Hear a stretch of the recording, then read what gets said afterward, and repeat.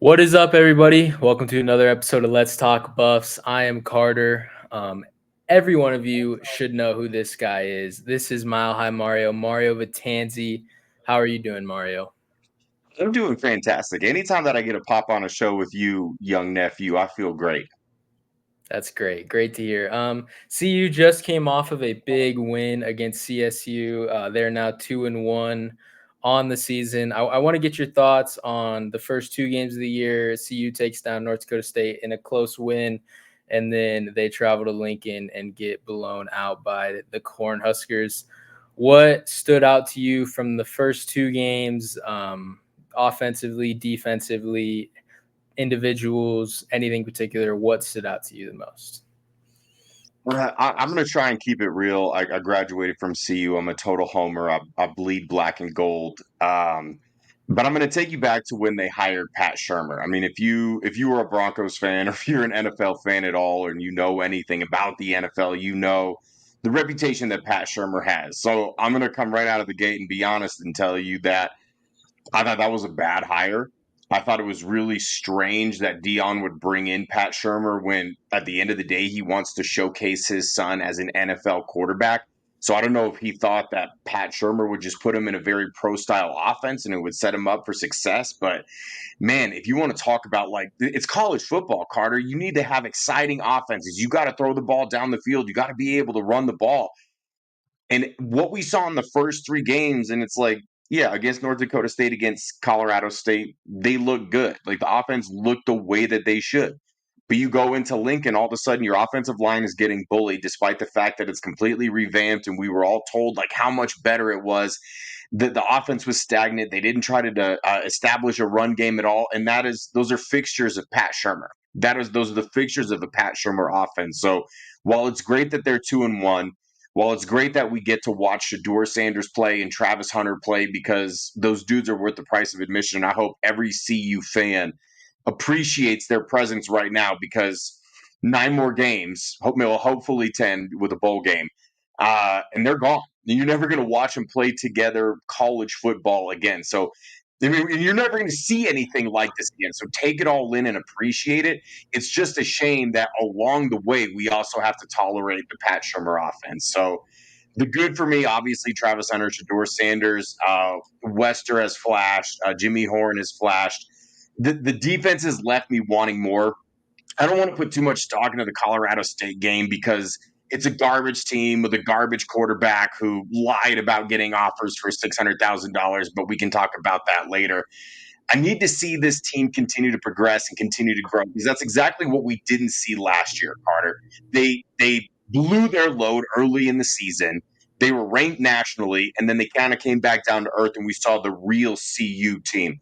Granted, that was maybe the best the Pac 12 has ever been, but what we saw was a constant stream of errors that they never corrected. They never built off of their losses. They never learned from their losses, and that's why they didn't make it to a bowl game. So I'm fine with what I've seen so far. But the only real team they've played, the only measuring stick is Nebraska, and they got the brakes beat off of them. So it's been exciting. Love to watch Shedeur, love to watch Travis Hunter, so on and so forth. I need to see growth this year. I need to see like what is Dion doing as a coach to make them better throughout the year. Yeah, I think you nailed it. And obviously, we'll talk more about Travis Hunter later, but you're totally right. A bunch of CU fans do take those two specifically for granted. I mean, he's the most dynamic player in college football. But yeah, Pat Shermer had a good game versus CSU, but the first two games it was rough watching that offense. They finally kind of found their identity running the ball versus CSU. They found a formation they like to run out of in pistol, but the offensive line struggled. The lack of targeting to Will Shepherd kind of bothered me, and just it looked so stale if they didn't have Shedeur having enough time to make an explosive play. Right. So the offensive line obviously struggled versus North Dakota State and Nebraska. It was bad. I mean, it was like UCLA last year. It was awful. It's as bad as it could possibly look. Yeah. Yeah. So going into the CSU game, they make a change. They add a new face to the line. They move their right tackle over to left guard, bench the left guard Justin Mayers, so Tyler Brown's your new left guard. They keep Khalil Benson at right guard, and they insert Phillip Houston at right tackle. I know you already touched on Colorado State's not a good team, but did you see anything from the offensive line group, the new offensive line group, I should say, that stuck out? And do you have any hope that this is the group that's going to give Shedeur enough time to be Shedeur? Yeah, again, like you said, Colorado State's not a great measuring stick. They had more talent last year. There are a couple guys that went to the league. Kamara comes to mind immediately, and he just wreaked havoc. And CSU didn't have that kind of guy this year, right? So again, the offensive line looked as good as they should have against inferior talent like Colorado State. They looked more cohesive. They looked like they were picking up stunts. They didn't look sloppy like they had in the first couple of games. And I know they did okay in week one, but they were still sloppy. They weren't good enough against a team of that caliber. But we're going to see this Saturday against Baylor. Baylor's going to be a much tougher test, like an actual real life college football program, unlike Colorado State. And yeah, I'm saying that they're not a real life program because they're not. Like, if you don't go, like, you don't get into CU, Carter, then you go to state. Everybody knows that. Sorry, I'll move on. I'm starting to rant a little bit. No, but you're not really going to get a good sense of like what this new finagled offensive line is going to look like until you start conference play, until you start playing other Big 12 teams. If they hold up on Saturday and they continue to hold up, then great. They're doing a fantastic job. But we're not going to know until they get real competition. Yeah, totally. It's tough because the offensive line, you look at it on paper and you see guys that aren't in their typical position. The first group, I should say. Tyler Brown practiced all spring and into fall at a guard position. And then 2 weeks before the North Dakota State game, all of a sudden he's your starting right tackle. Khalil Benson, who started 12 games at right tackle for Indiana last year, he's your right guard. And it's just, it didn't seem right. So I hope they kind of are more of a natural unit. I thought they looked pretty good against CSU, but sample size sucks. But one more guy I want to get your opinion on from the CSU game is true freshman running back Micah Welch. Micah finished the game with 9 rushing attempts for 65 yards, so that's a 7.2 average. This was the first time all year the running game looked even close to okay. This is the first time they topped 100 rushing yards all season. So, what did you think of the running game as a whole? But Micah Welch, a true freshman, in his first game specifically. I love Michael Welch, and you see him play, and it kind of makes you wonder, like, why was he not getting carries and touches in the first 2 weeks? Like, I love Charlie Offerdale. It's fantastic. It's a great story. He's not that guy.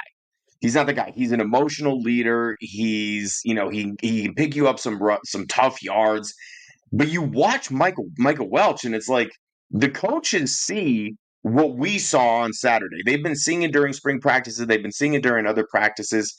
So I don't understand how you could see that versus the other running backs that we were rolling out the first couple of weeks and not immediately see that. Like, Welch is definitely more explosive. He's a home run hitter.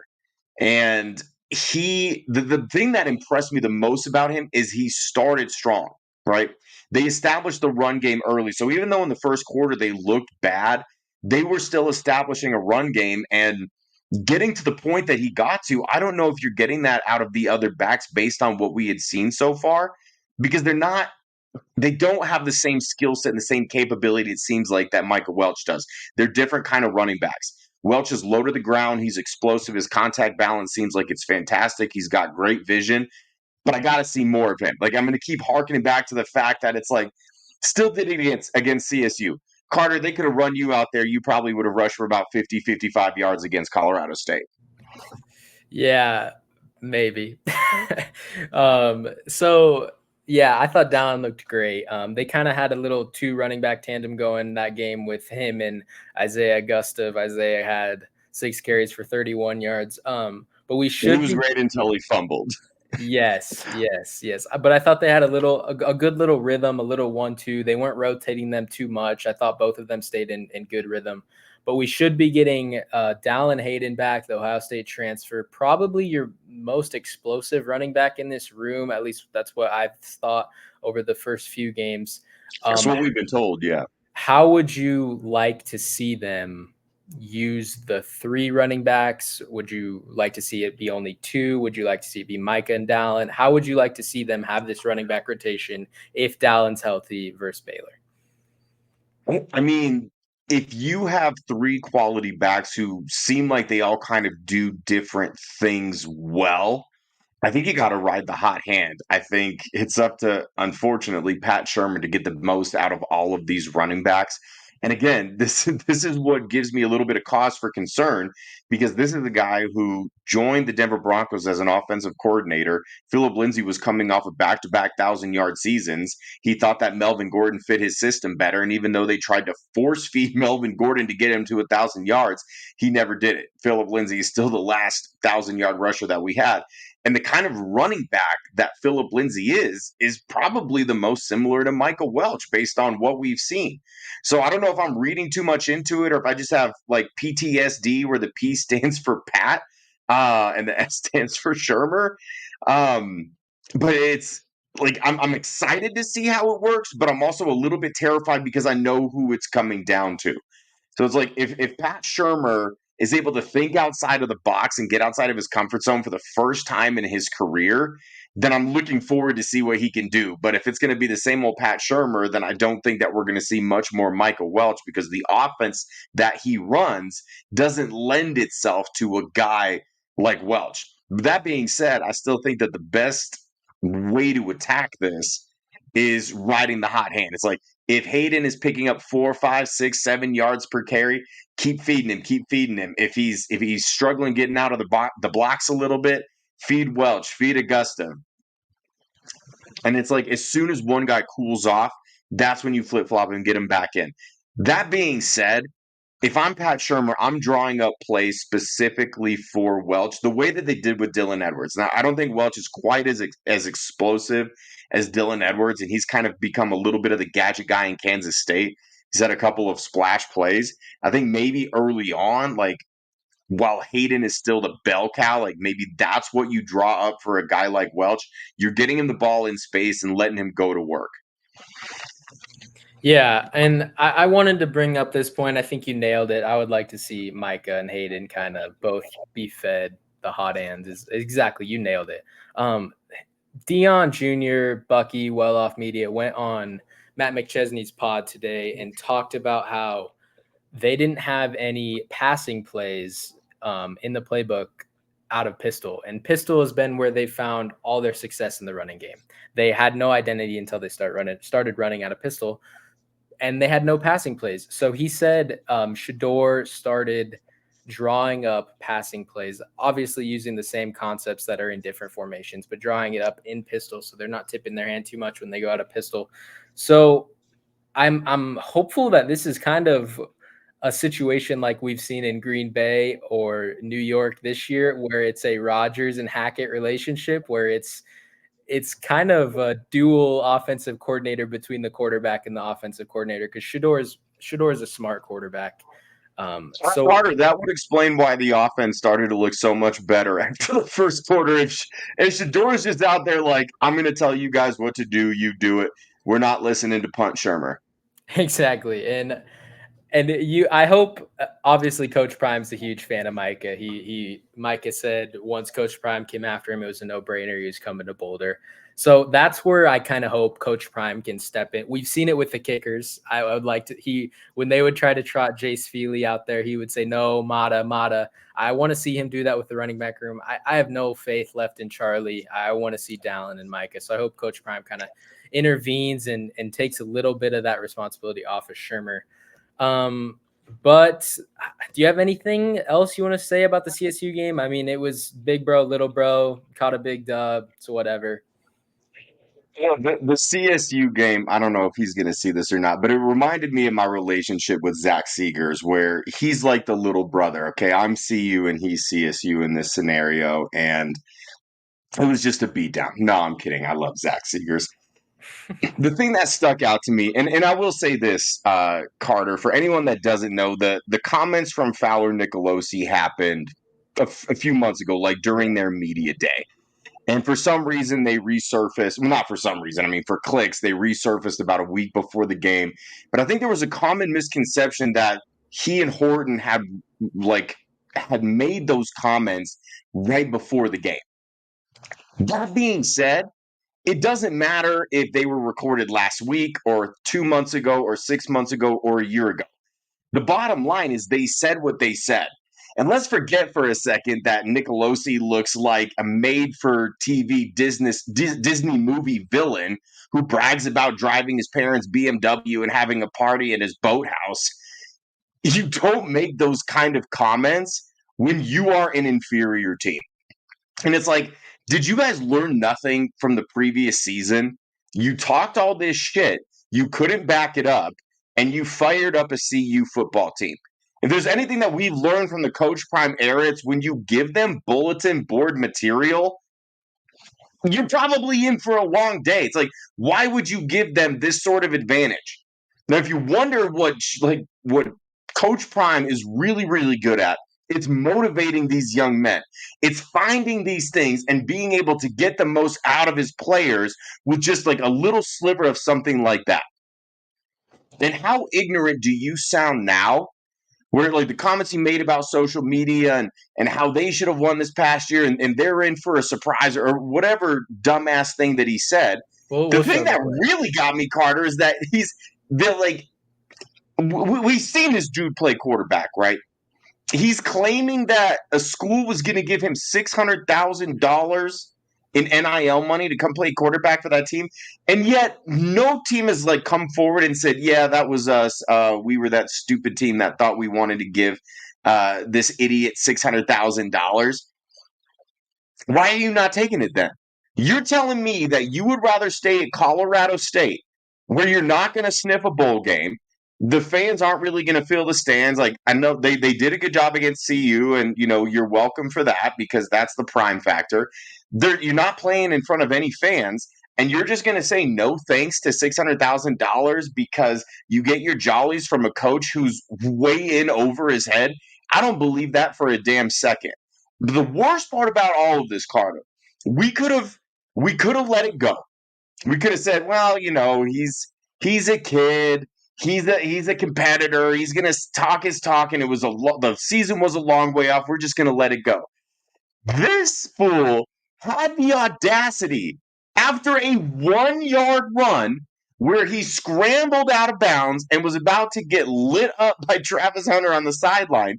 He has the audacity to hit the too small celly on Travis Hunter. And then like Coach Prime's response was perfect. He's like, to Travis Hunter? You didn't do that to Travis Hunter. Like of all the people, the best football player in college football right now, and you're doing that to him?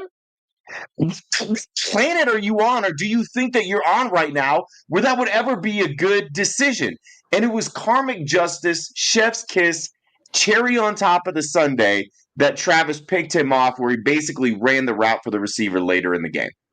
Yeah, the guy's delusional. Look, his first game last year against CSU, he didn't play awful. I mean, he threw that pick six to Shiloh, but the guy's just delusional. He's not the worst quarterback, but he's nowhere Carter, near. it's easy to be a good quarterback when you're throwing drag routes all damn day to Torrey Horton. It's like, I'm not going to belabor this because I make this comment a lot and it's a little bit out of pocket.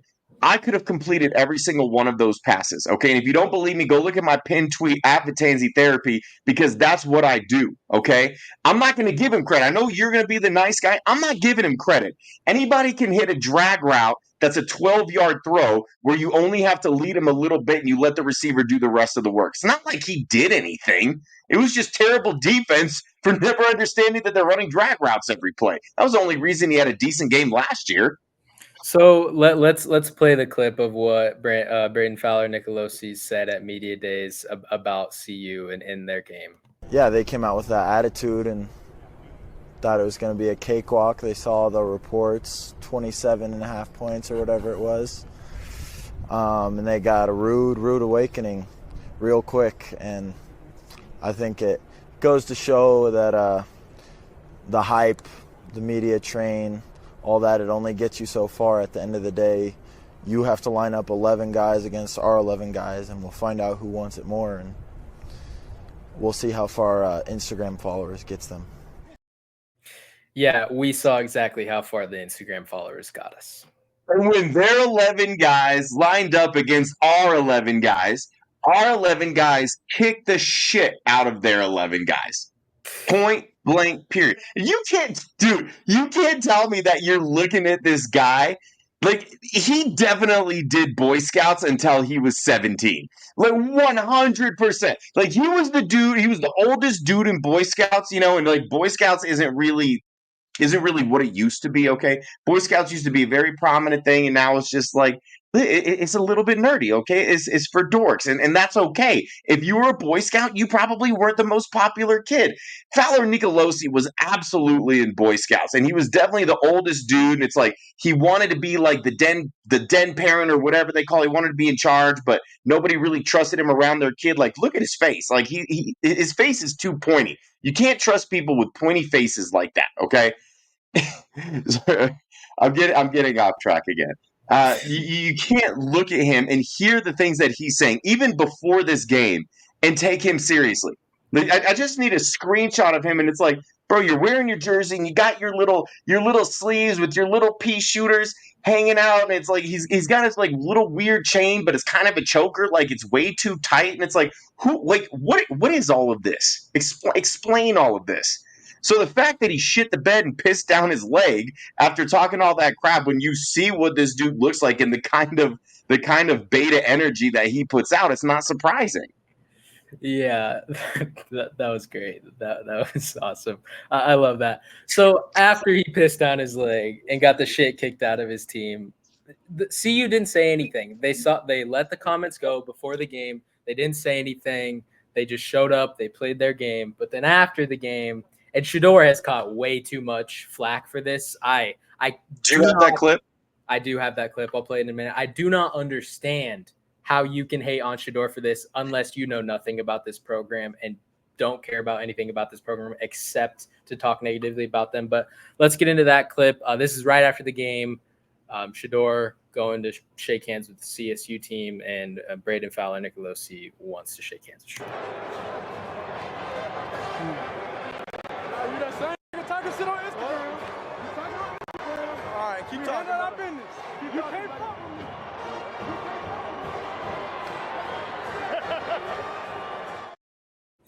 This fool said, keep talking. Keep talking. As he's walking, keep talking, Carter. No, keep talking, Carter. I'm all the way over here. Keep talking. Like, bro, you can't. There's no way he's a real person. Like, this guy 100% suffers from delusions of grandeur.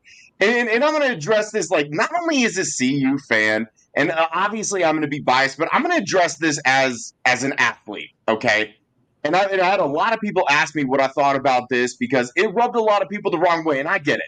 Everybody wants, everyone gets a participation trophy. Everyone gets friendly sportsmanship, blah, blah, blah.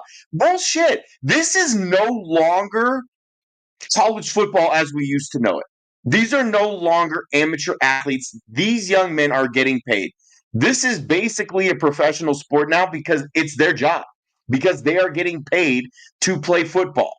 So if someone is coming to my job and shit talking me, and then they want to like shake hands, or even like from an athlete's standpoint, it's like someone's going to talk shit about you before the game, and then they want to shake your hand afterwards like nothing happened.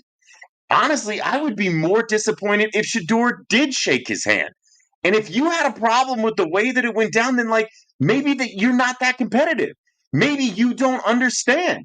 You don't get to say whatever you want without consequence. And not only did he say a lot of dumb shit, he did a lot of dumb shit. We already talked about the too small thing. He threw multiple interceptions. He made multiple bad decisions. Like the first interception he threw, Carter, rolling to his right, threw back across his body to the left inside their own 20. That wasn't even the dumbest thing that he said or did. That's crazy to me. You cross your body inside the 20, and that's not even like the top 3 dumbest decisions that you've made in the last 6 months? That's crazy. So, no, I have absolutely no problem whatsoever that he didn't shake his hand. Good on you, Shedeur. He doesn't deserve that shit. And he proved it immediately, Carter. He proved it immediately. Like, the fact that he tried to, like, kind of, like, tough talk him, but he turned around and then left right away. And he said, keep talking. As he left, that's a bitch move. That is what we in the business call a bitch.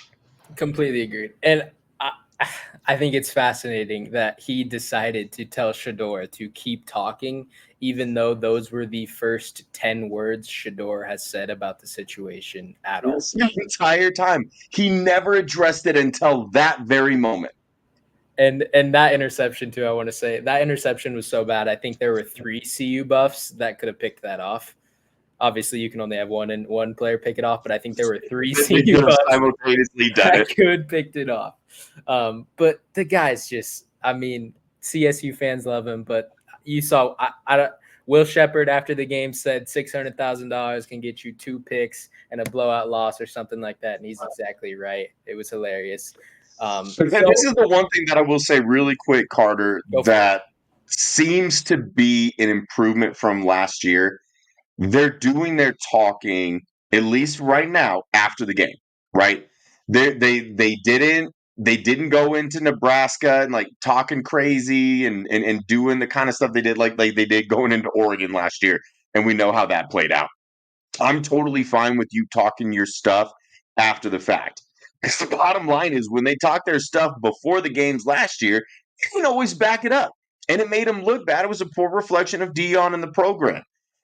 CSU was out of pocket for the entire pregame, the entire during the game, and then CU got their licks in when they had won. I have no problem with that. And if you want to go bitch and moan about sportsmanship, go watch soccer. This ain't it, bud. This is American football where people are getting paid to play. That's sportsmanship. Not even, because Shedeur, he didn't shake Nicolosi's hands, but he went and shook everyone else's hand. Though. He shook everyone else's hand. Nicolosi. Exactly. It was the guy that talked the talk, and I completely respect. He didn't back it up. It was a perfect move. And I want to say this too, back to your point about how they're approaching these games. I think last year the emotions were so high at the start of the game. Going into TCU, you're not expected to win that game. You dump everything into that game. All of a sudden you are popping. Boom. Then what? You got CSU and Nebraska next. Those are 2 of CU's biggest rivalry games. I feel like they poured so much emotion into those games, and it really burned them out. And I've loved the way that they've approached the start or the beginning of this season. Not really, approaching them as rivalry games, but not dumping everything and understanding that this is a season. Big 12 is more important record-wise than these non-conference games, but they're doing their talking after, and you nailed it completely. But I've just loved the way that they've started to approach these games and understand the importance of longevity instead of dumping all their emotions into these. Yeah, you can talk, just earn it. Earn the talk that you want to talk. Exactly. So one last thing on the CSU game. Let's each give off a player of the game from CSU. One offense, one defense. I'll let you go first. Offensive player of the game. I gotta go with Wester, man. Like this is exactly what they brought him in to do. And I saw some of the clips that were posted from the Let's Talk Buffs account on Twitter. Not only is he out making plays, he's the one that got the offense going. He's a fantastic blocker, man. He is just an absolute dog out there. And we had a lot of different choices. Like obviously you go with Shedeur, obviously you go with Travis, you could go with Micah. But I think Wester is really what got their offense going. They were completely stagnant in the first quarter. They couldn't move the ball. They couldn't run the ball. Wester seemed like the dude that really gave them like that boost that really got the offense on track, and everyone kind of fed off of what he was doing. So LeJontay Wester, my offensive player of the game. I love it. I'm gonna go with one of the players you listed off, and I'm gonna go with Micah Welch. You finally have an identity in the running game, and it's because of Micah Welch. Finally gets his first chance to really prove what he is in this program, and I thought Micah played a great game, especially for a true freshman. He's only gonna get better from here. So I'm gonna go with Micah for my offensive player of the game. Defense wise, who did you like on the defensive side of the ball? I mean, obviously, it's easy to say Travis Hunter because he's freaking incredible, and the fact that he picked up Fowler-Nicolosi was so great. But I gotta go with Bentley. Like the front seven has been getting pushed around a little bit. North Dakota State, it's like the run game is really what kept them in that game and almost what put them over the top to win. The run game against Nebraska, like the Nebraska's run game, I should say, completely gouged that CU front seven. They made Dylan Raiola's life incredibly easy. It's like anytime you could run the ball like that, that's the quarterback's best friend. It seemed like Bentley really put it into that next gear this game. He seemed like he was all over the field. He was making big hits. I think at one point he forced and recovered a fumble. It seemed like he was in on every play. And this is what the level of play you have expected from him. Like I had very high expectations for Bentley going into this season. I don't want to say that he was a no-show the first few weeks because that's not true, but he really showed this past week the kind of player that he is and the kind of player that he can be. Yeah, he popped. I mean, he was everywhere. He's such a leader on that defense. He's so smart. Like how many players when you pop that ball out, are you going to see try to pick up the ball? Bentley just dove on it, just a smart move, a smart player. And I want to touch on one thing about Bentley. Coach Prime said that big Anquin Barnes, he's been struggling with injuries, but he should be back. When Bentley was hurt, Coach Prime said he was walking and looked down on the field and saw Bentley working with Anquin Barnes, and they asked him about it in the presser and said, if the big boys up front are doing their jobs, it makes my life way easier. So it just speaks to the leadership of Bentley. But for my defensive player of the game, we're staying right there. I'm going Nakai Hill-Green. Nakai Hill-Green was trying to kill people out there. He was He's been flying around, man. I laying like the how boom. he's been playing. Laying the boom. Older guy, long. He spent some time at Michigan, and I wonder if the addition of the linebackers coach, who's assistant, but helping with the linebackers, George Hilo, who was in Michigan at the same time that Nikhil Green was in Michigan, has helped him a lot. But I don't understand how he wasn't the starter going into the year. But he's really popped. He was laying the boom, just everywhere, flying around the field. So I'm gonna go with Nikhil Green for my defensive player of the game. That's a fantastic pick, man. And hopefully those guys can continue to build off of those performances. Exactly. So let's talk about Travis Hunter. I feel like on this show, obviously this is your first time this season, but me and Joey, if Travis Hunter comes up, we just say Travis is Travis. I mean, we don't really have to talk about it, but it's time to talk about it. This It's guy, time to talk about it. He's him. this guy goes out there, puts up 100 yards on offense, 2 touchdowns, and gets an interception. Like best player in college football in my mind.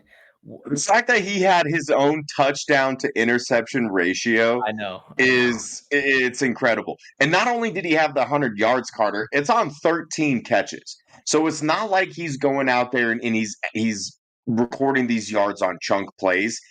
He's doing things that like a flashy receiver doesn't normally do, like getting you the tough yards, understanding where the sticks are. It's like he's such a natural, fluid mover, and he's so smart in understanding the game and body control and knowing where he needs to be to put himself in the best position to like force Shedeur and making sure that he's in the right spot for a first down or for a big play. That's what gets lost when you're only looking at the stat sheet, because the stat sheet will never do it justice just how unbelievably good he is. And he had the interception, but he had several PBUs. Every time that they targeted him, he was in the wide receiver's pocket. There were a few times he damn near ran the route for the wide receiver. So I'm just going to leave it at this, man. He's like if he stays healthy, and this was a big thing that when Zach and I did Let's Talk Bust last year, we said if he stays healthy and he continues this like to some extent, then he has to win the Heisman. He's somehow better, like marketably better somehow this year than he was last year, and he was incredible last year. If the Heisman Trophy is given to the best football player in the country, it's not really close. Nobody is doing what he's doing, and nobody has ever done what he's doing to this level. We've seen the two-way athletes. I mean, we had one in Denver, in Champ Bailey, played both ways a little bit. I mean, his coach, Dillon, I know he did it in the pros a little bit. He wasn't necessarily a feature. Travis Hunter is wide receiver 1, and he is cornerback 1. He is a top 3 corner in college football right now, and I would say he's probably a top 5 to top 7 wide receiver. And that's probably not giving him enough credit. I'm trying not to be biased here, because you could certainly make the case that he is wide receiver 1 and cornerback 1 in the entire country, but I'm trying to back it off a little bit and say even if he's a top 5 corner and a top 5 wide receiver, that's insane.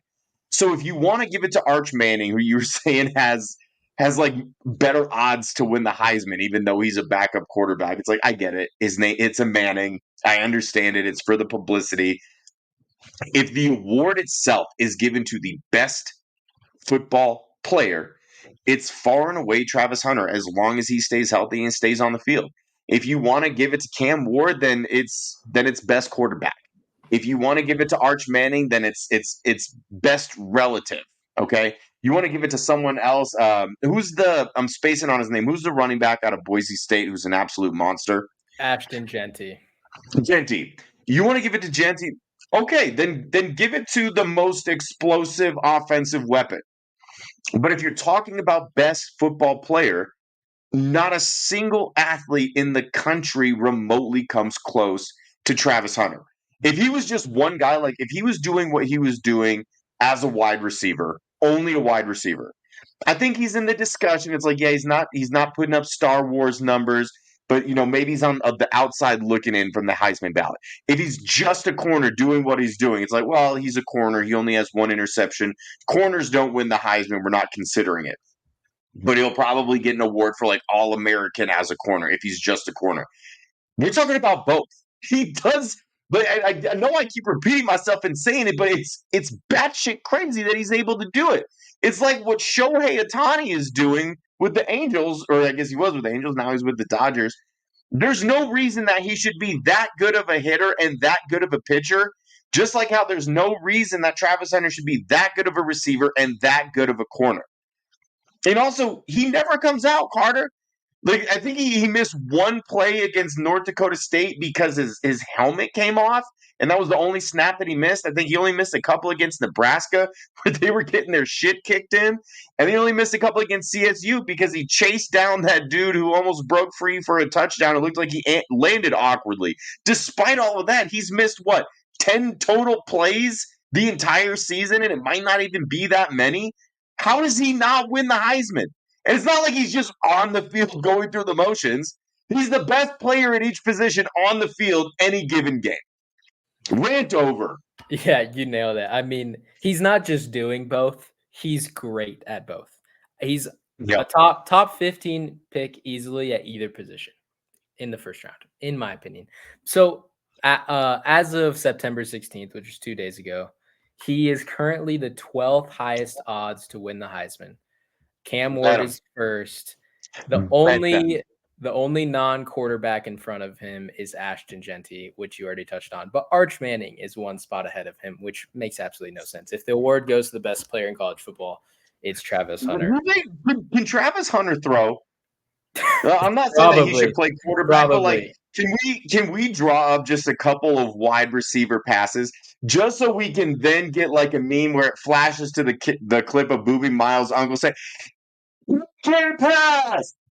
We can't pass." That's what I need. That like I need oxygen at some point this season. It's just like a little flea flicker back to Travis Hunter and let him throw to Shedeur downfield. And then cue Boobie Miles' uncle saying, "And he can pass." I need that so bad right now.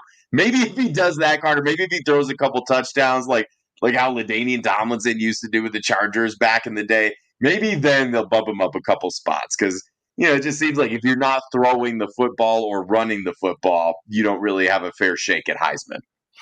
Now that you say that, when they were doing their cover athletes for the new college football game, I do remember seeing some clips of Travis throwing alongside Quinn Ewers, and I remember Quinn being impressed with how Travis could throw the ball. So maybe I gotta see it.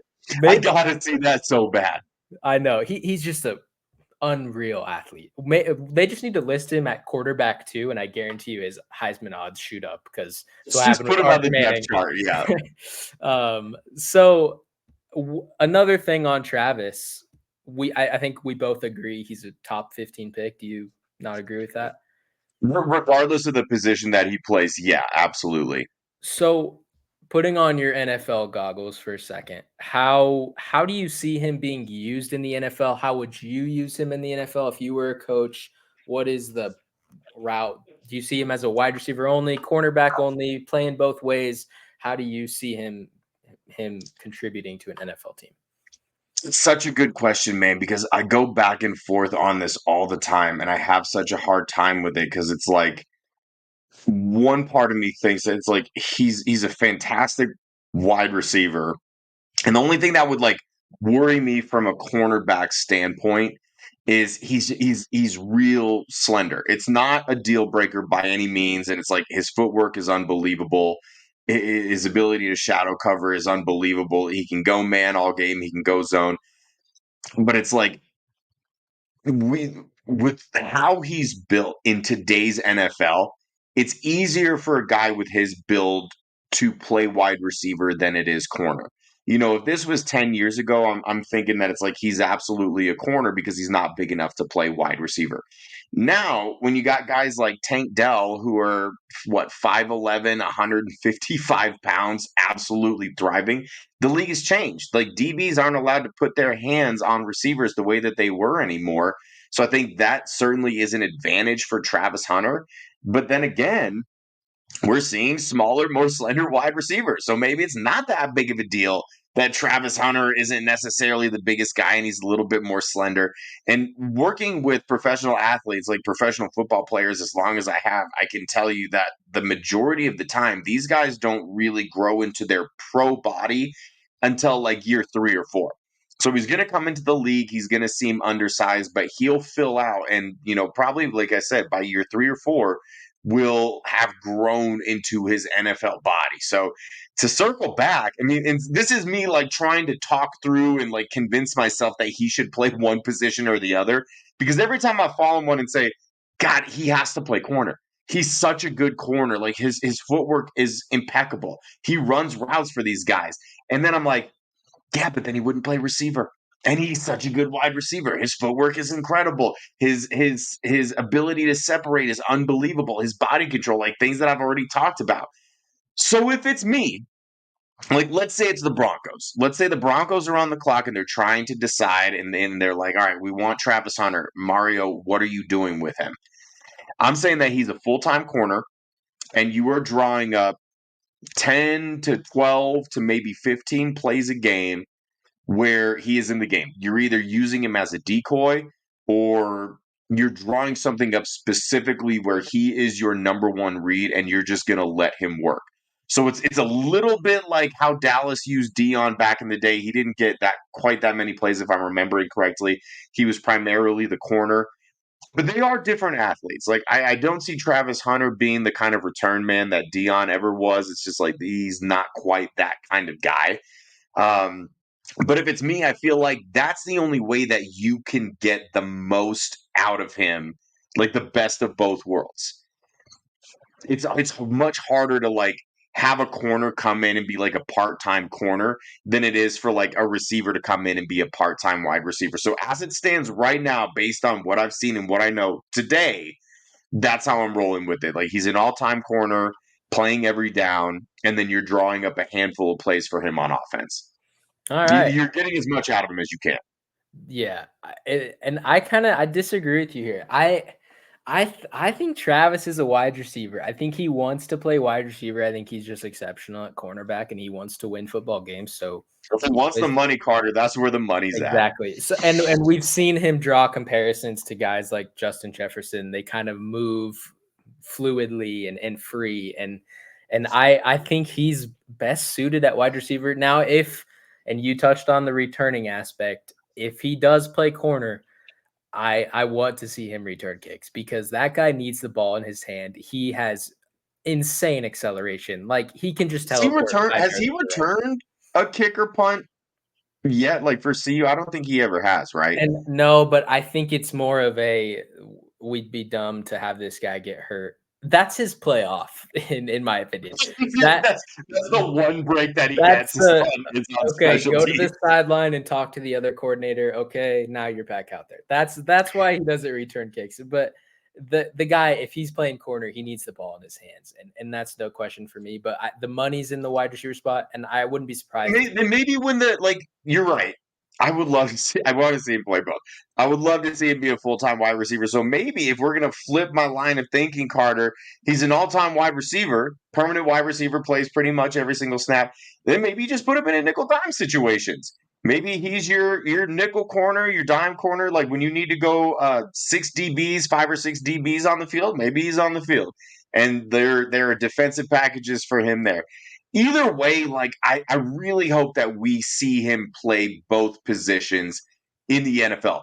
Mostly just because there's so many dudes like Gardner Johnson, CJ Gardner Johnson came out recently, and he's real mouthy already.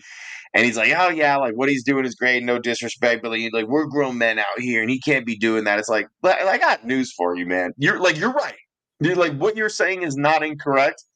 But people have been saying that he can't do this pretty much since he went into college. Like he was at Jackson State and he was a true freshman. They're like, yeah, you might have played both ways in high school, but this isn't high school. This is big boy college football. And then last year he went to CU and they're like, oh, you did that crap at Jackson State and you did that stuff in high school. This is Power 5 football. This is the Pac-12. You can't do that here. And he did it. So it's like every single level that he goes to, I feel like there are people that doubt whether or not he can do it. And he does it. So that's what I really want to see. I'm like, I'm not even going to gripe Carter. I've got to see him play offensive and defensive snaps in the same game in the NFL.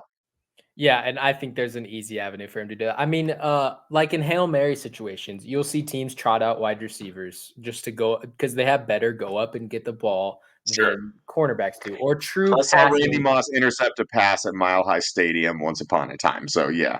Or like if you have a team in 3rd and 20 and you want to throw Travis back back as a corner in true passing sets, you can do that. He's super flexible, he's super talented. So I think he'll end up playing both ways. But I wouldn't be surprised if he honestly shuts this thing down and says, I just want to be a wide receiver because I want to be paid as a wide receiver going into the draft. Oh, that hurts my heart. But again, it's just going to be a joy to watch him regardless. Exactly. So I think that's going to do it for the episode. If you are not following Mario Ventanze, which I promise you all of you are, if you're not, you're making a huge mistake. Go follow him. Is it Ventanze Therapy? Is there? That's the Twitter at. Listen to the Altitude Adjustment on Let's Talk Broncos YouTube. Great show last night on this Tuesday. It was a blast in there. Him and Pat do a great job. Go order a Let's Talk Buffs shirt off of altitudeadjustment.com. Other Broncos shirts on there, or just his Altitude Adjustment shirts. Mario, anything else for you there? That's it, man. Thank you so much for having me on, dude. Zach and I did Let's Talk Buffs last year, and we tried to make it something, and you and Joey are taking it to a whole nother level, and I'm so proud of you, my little nephew, and anytime you want to have me on, dude, it's my honor and my pleasure to join you, and I appreciate you. Keep up the good work. Totally, dude. You are always welcome whenever you want to come on. If you're not subscribed to Let's Talk Buff, subscribe. We need to hit 50 subs so we can go live. Go follow Let's Talk Buffs Twitter. We've got a Deion Sanders Jr. retweet on there. Couple players liking clips, uploading film all the time. Great content on the Let's Talk Buffs Twitter. We'll have an episode with me and Joey out, I think, Friday morning. So that's all I got. Shout out Mario for coming on. Joey Richards to do a show with you? Man, you're lucky. What's the secret? I don't Like, know. do you give him money? Nope. What? He loves talking butt. Someday, man. Someday. Someday. All right. Thank you, Mario. Let's go, Bus. Scott.